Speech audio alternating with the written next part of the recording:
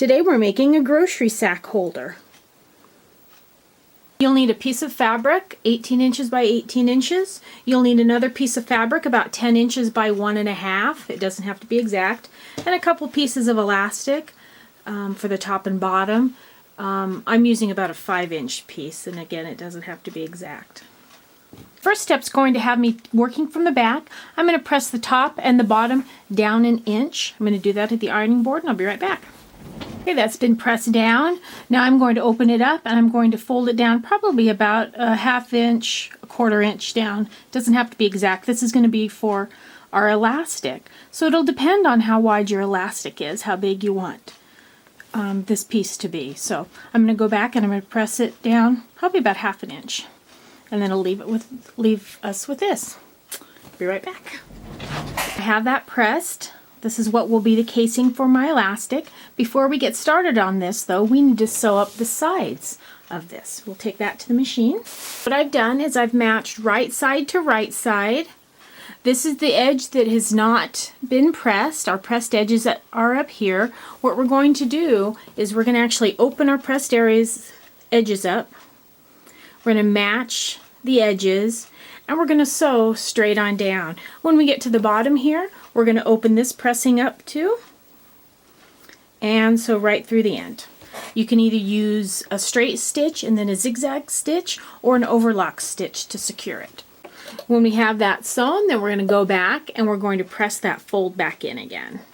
So the casing's ready to go. I'm going to leave a spot about that big for me to put the elastic in, but otherwise I'm going to stitch right along the bottom all the way around until I get back here, and then I'll do that with the bottom of the bag as well. You're going to want to feed the elastic through, whatever you use, whether it's a safety pin or a needle or something. Go ahead and feed that through all the way around.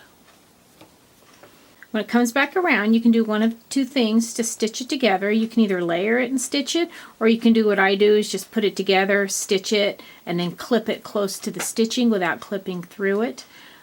It'll leave a little bump, but you won't be able to tell it within this. All right, you're going to push the lump on in, and then you're going to stitch where we didn't get stitched before. So let's finish that up.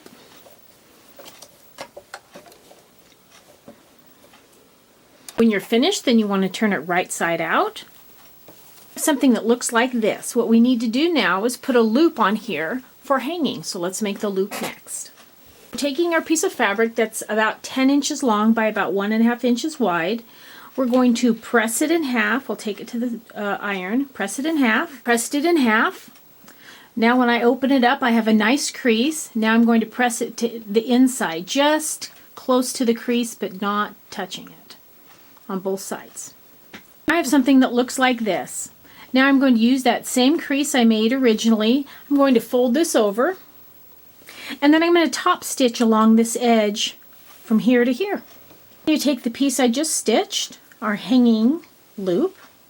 I'm going to place it inside and I'm going to stitch it heading down into the bag. So right there, just go right over the stitching that we had sewn over on the sides before and catch it right in there. Then we're going to flip it up. And then we're going to stitch it there right at the top as well to secure it one more time. And there you have a grocery sack holder ready for hanging.